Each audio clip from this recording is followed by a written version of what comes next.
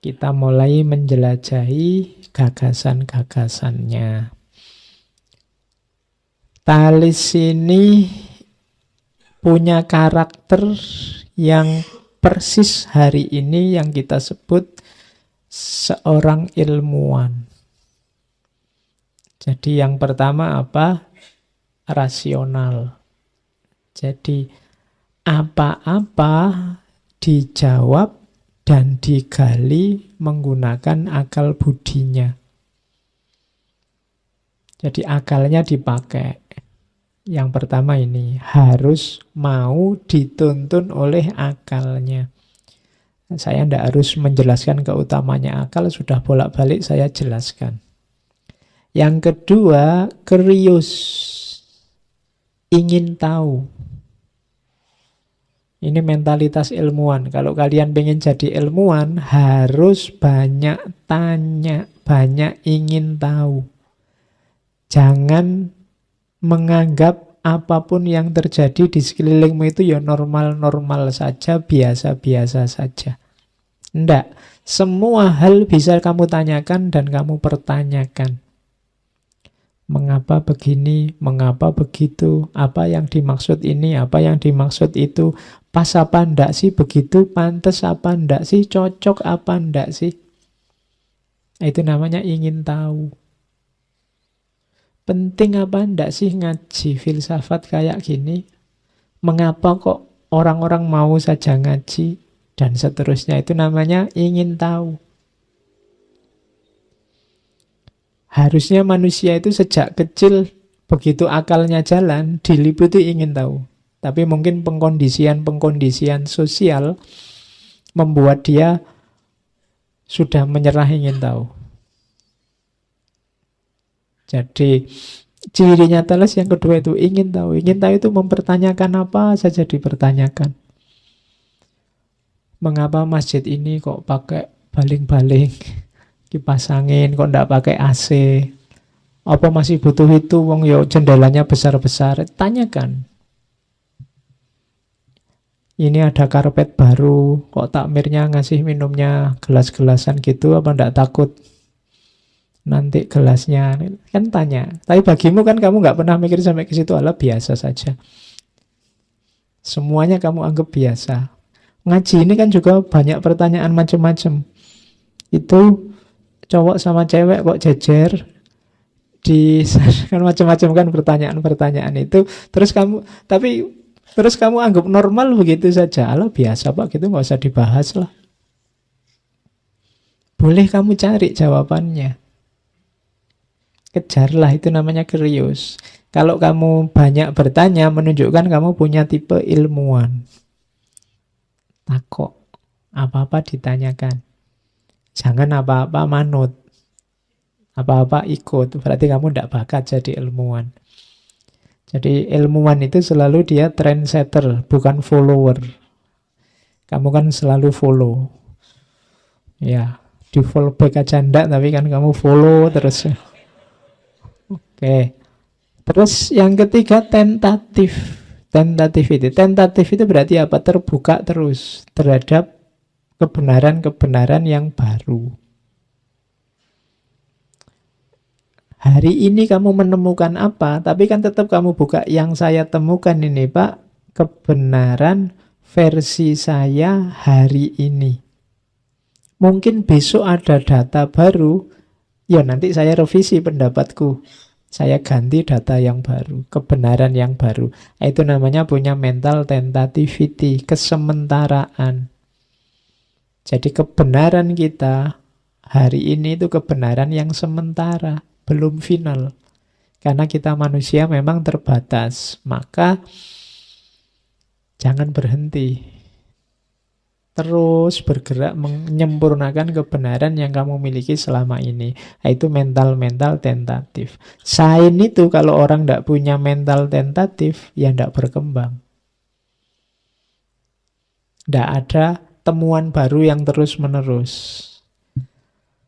Kemudian objektif. Objektif ini diucapkan gampang, dijalankan susah. Objektif itu benar ya diomongkan benar, salah ya diomongkan salah. Itu objektif. Kalau iya ya ngomong ya, kalau enggak ya ngomong enggak. Itu objektif. Objektif berarti subjek enggak ikut-ikut. Subjek itu dirimu. Kebenaran diucapkan apa adanya, itu objektif. Banyak hari ini yang protes, apa bisa Pak orang itu objektif? Mungkin susah kamu objektif, tapi tetap kamu harus berusaha objektif. Berusaha objektif itu sebisa mungkin objektif lah. Jangan sejak awal sudah subjektif. Kalau sejak awal sudah subjektif, ya lagi-lagi semangatnya bukan lagi semangat ilmuwan. Biasanya jadinya semangat ideologis. Kalau ilmuwan, sejak awal sudah objektif. Terus kreatif. Kalau kreatif itu berarti ya berpikir yang produktif. Tidak sekedar mengulang-ulang. Punya kemampuan menemukan yang baru. Dan itu yang dilakukan oleh Thales. Thales itu temuannya banyak, luar biasa. Beliau ilmuwan pertama sekaligus filosof pertama dalam tradisi filsafat barat. Menginspirasi banyak orang. Saya bawa beberapa contohnya, misalnya bagaimana dulu orang kaget waktu Thales bisa mengukur tingginya piramid. Orang pertama yang bisa mengukur tingginya piramid. Manusia zaman itu bingung kalau ditanya berapa ya kira-kira tingginya piramid ini. Orang membayangkan kalau mengukur piramid berarti harus naik bawa meteran terus diukur dari bawah ke atasan gitu. Nah, Thales yang cerdas dengan matematikanya bisa. Jadi membandingkan bagaimana dia bisa mengukur tingginya dirinya dari bayangannya. Nah, berarti piramid juga bisa dengan model itu. Nanti itu pakai rumus-rumus matematika. Dan tidak akan saya jelaskan di sini daripada ya. Jadi itu contohnya itulah, itu rumus segitiga sebenarnya, segitiga sama kaki. Oke, terus ini temuan-temuannya saya bawa beberapa, termasuk ini apalagi nggak akan saya jelaskan. Minggu depan kita ada Pythagoras, teorema Pythagoras yang sangat terkenal, tapi Thales juga ada. Teorema Thales itu tentang lingkaran dan segitiga. Yang ahli matematika sebenarnya teori dasar itu sederhana, yang belajar geometri. Dulu tradisi-tradisi ini, kenapa sih filsafat Islam kemudian luar biasa berkembang dan melahirkan peradaban ilmiah yang luar biasa, padahal awalnya menyerap dan mengimitasi filsafat Yunani, karena memang isi yang diserap itu semacam ini. Jadi membangkitkan gairah untuk belajar. Banyak temuan-temuan baru, kreatif yang, oh iya ya, nah, itu membuat orang terus semangat pengen belajar. Maka dunia Islam zaman itu ketika melanjutkan tradisi filosofis barat juga ikut maju. Cuma hari ini kan kita yang agak kurang semangat untuk membangkitkan lagi dunia keilmuan. Yang kita bangkitkan tiap hari dunia politik sama dunia media. Padahal mungkin dua hal itu bisa jadi alat kita untuk membangkitkan dunia ilmiah kembali. Karena kuncinya peradaban itu, kalau kalian belajar sejarah itu sebenarnya banyak terdapat pada kejayaan ilmiah dibandingkan kejayaan politik. Dulu Yunani maju ya karena sainsnya. Barat yang Renaissance juga kan sainsnya. Sampai hari ini dia jadi kiblat ilmu pengetahuan. Islam dulu jadi kiblat juga karena sainsnya kan. Tidak hanya karena Abbasiyah Umayyahnya. Maka ayo lebih fokus ke dunia ilmunya. Ya seperti janjinya Allah tadi. Kalau dunia ilmu kamu serius, ya Allah ngangkat derajatmu. Oke, kita lanjutkan. Termasuk juga menemukan elektrik sama magnet, meskipun teorinya belum sempurna. Jadi Thales bisa merumuskan adanya daya dari daya listrik dan daya magnet. Di zaman itu ada satu wilayah yang punya daya magnet yang kuat. Wilayah itu namanya magnesia, makanya daya tarik-menarik batuan tertentu disebut daya magnet. Dari zaman ini. Cuma zaman itu narasi-narasi dari Thales masih asing. Karena biasanya orang pakai mitos. Ada batu bergerak karena daya magnet. Kalau pakai mitos kan bunyinya beda. Hari ini ada barang bergerak kan kamu nggak ada apa-apa kok gerak. Wah ini jangan-jangan ada penghuninya ini kan gitu. Nah, Thales menjelaskannya dengan sains. Karena menjelaskan dengan sains, zaman itu pendapatnya banyak dianggap, oh itu jangan-jangan kamu ngerti sihir. Jangan-jangan kamu ngerti santet, kan biasa begitu. Pikiran yang asing itu terus kan orang mengkritik. Karena mereka belum tahu. Nanti kalau sudah tahu ya sudah. Sama kayak Nabi Musa kan waktu tongkatnya jadi ular kan orang, walah sihir itu. Nabi Muhammad juga begitu. Kan sering dianggap, awal-awal kan dianggap tukang sihir. Karena membawa sesuatu yang baru. Oke, jadi itu banyak temuan-temuannya. Termasuk yang terkenal ini. Meramalkan gerhana matahari secara tepat persis. Kalau hari ini kan kalian tinggal buka kalender gampang. Zaman itu belum ada kalender seperti sekarang. Itu tahun 5 abad sebelum Masehi. Masih belum ada sistem kalender. Tapi beliau bisa meramalkan terjadinya gerhana matahari persis di tanggal yang sama. Dan pas ramalan itu sebenarnya sedang ada perang. Dan perang itu berhenti gara-gara ada gerhana. Jadi ada perang dari dua kota, saling bunuh-bunuhan, tiba-tiba rasanya perangnya masih siang, tiba-tiba gelap sama sekali kayak malam. Terus orang-orangnya sama-sama takut. Wah jangan-jangan mau kiamat ini. Terus berunding, terus damai. Mungkin perlu sedikit shock gitu ya biar kita mau damai. Tiba-tiba matahari terbitnya dari barat ini, terus damai mesti. Iya, kalau cuma gerhana matahari kan kita tidak kaget. Mungkin perlu yang mempersatukan kita kayak gitu. Oke, dan itu Thales sukses. Jadi Thales ini waktu gimana ya caranya mendamaikan ya. Jawabnya Thales saya tidak tahu, tapi nanti tanggal itu nanti ada gerhana matahari. Orang masih ragu-ragu. Kayak gimana sih gerhana itu, apa yang terjadi dengan gerhana, dan ternyata benar. Oke, itu temuan-temuan monumentalnya. Sebenarnya masih banyak. Cuma sebagian besar baunya matematika. Kalau saya bawa ke sini, kopimu tidak akan bisa ngatasi ngantukmu. Oke, kita masuk ke filsafatnya saja sekarang. Ini yang paling terkenal. Kalian sudah hafal dengan teori ini. All things are from water and all things are resolved into water. Semuanya berasal dari air dan semuanya akan kembali ke air. Ini mungkin kalian tertawa mendengar teori ini, tapi Thales punya penjelasan. Nanti beberapa filosof ikut membantu menjelaskan. Bahkan kalian boleh cari ayatnya.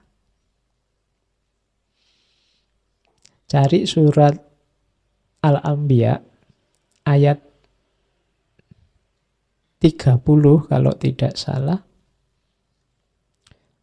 Wa ja'alna minal ma'i, kalau tidak salah, kulla syai'in hayyin.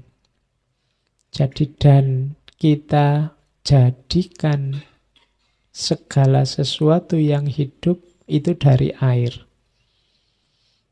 Ada ayatnya. Kalau ada ayatnya kamu tidak berani bantah mesti. Tadi kamu sudah mau bantah apa iya dari air. Tidak. Ternyata ada ayat yang konotasinya bisa ditafsir ke sana. Jadi air jadi sumbernya segala sesuatu dan segala sesuatu akan resolve into water, akan kembali ke air. Kalian dulu tercipta awalnya kan bentuknya cair. Nanti waktu meninggal bubar hancur ya terakhir jadi air lagi. Dari air ke air. Itulah cirinya makhluk, makhluk apapun kalau versinya Thales. Penjelasannya panjang, macam-macam, tapi saya ingin pinjam penjelasan dari Francis Bacon yang juga belajar tentang Thales.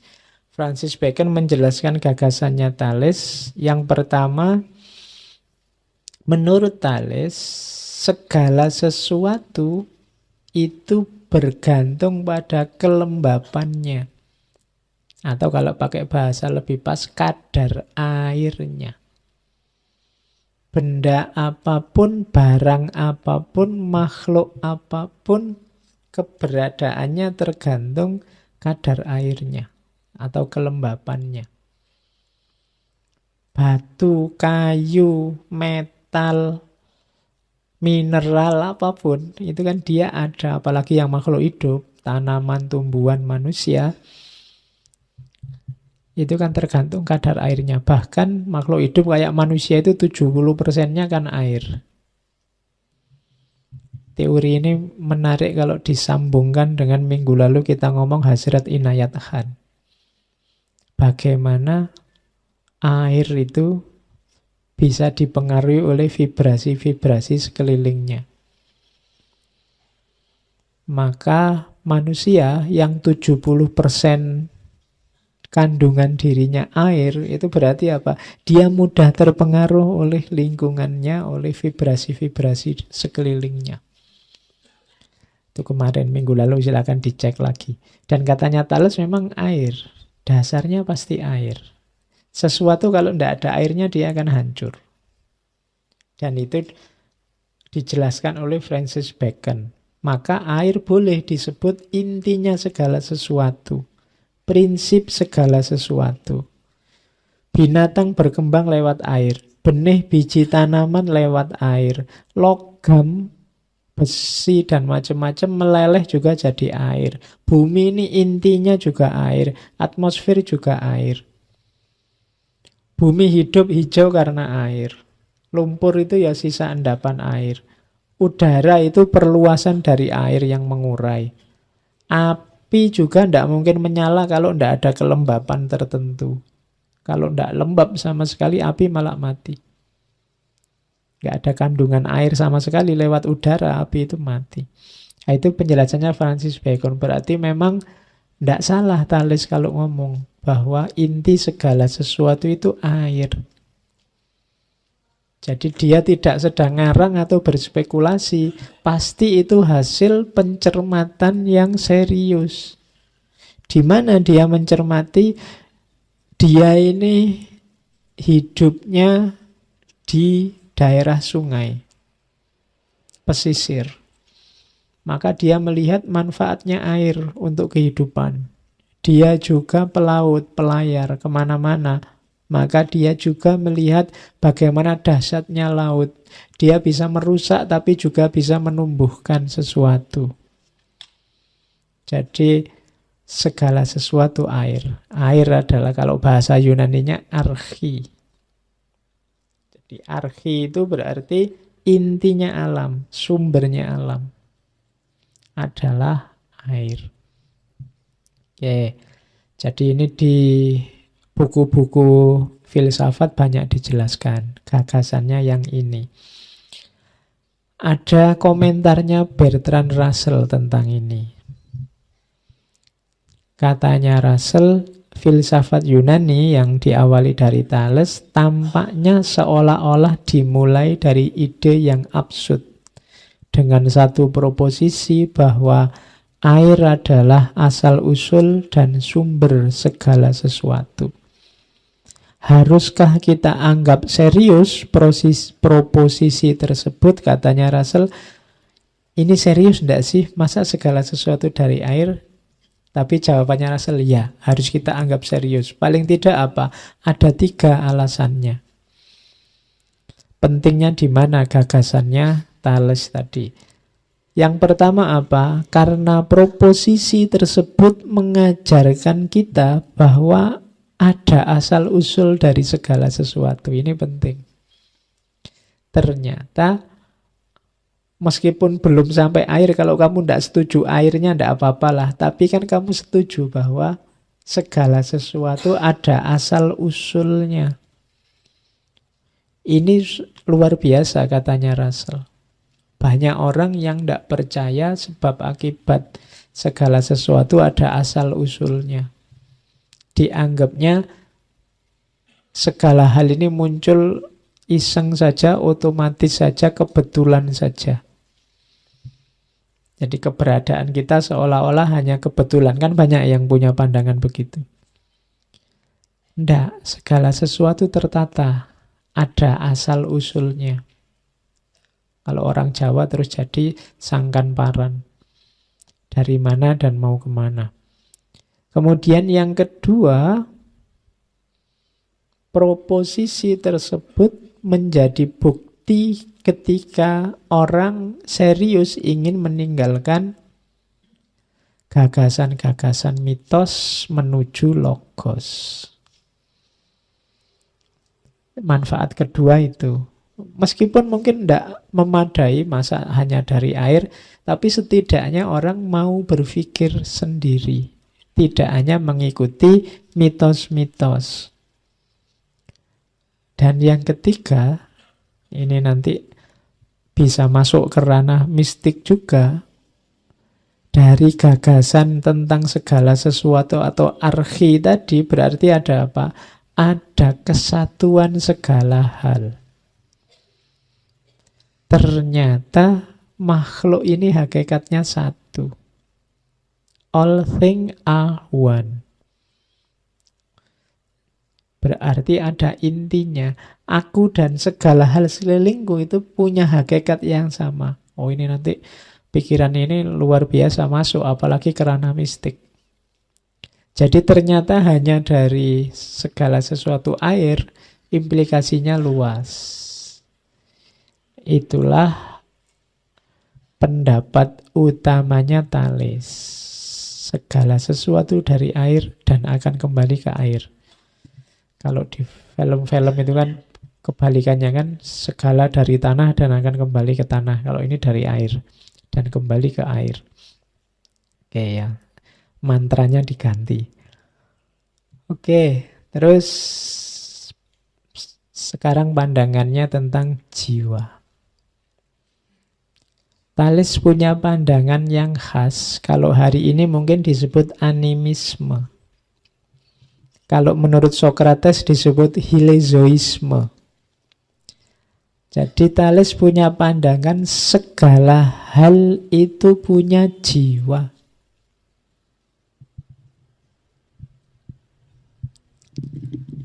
Jadi jiwa itu adanya tidak hanya di manusia atau binatang, tapi segala hal punya jiwa. Ini namanya animisme. Kalau dalam peradaban manusia kan sebelum animisme kan biasanya ada dinamisme. Kalau dinamisme, dalam benda-benda, dalam segala hal ada daya. Beda ya antara jiwa dengan daya. Kalau daya ini kekuatan, power. Kalau animisme itu jiwa. Anima itu kan jiwa. Kayak di Jawa misalnya ada danyang-danyang. Danyang ini kan jiwa, tidak sekedar daya. Tapi kalau di akik saya ada kekuatannya bisa. Ini kalau ini daya, dinamisme. Tapi kalau akik saya ini ada penghuninya loh, ada jiwanya. Itu berarti animisme. Ada jiwanya di situ. Ini yang menghuni di sini, itu berarti animisme. Tapi kalau hanya kekuatan itu dinamisme. Nah, kalau Thales itu lebih cenderung segala sesuatu ada jiwanya.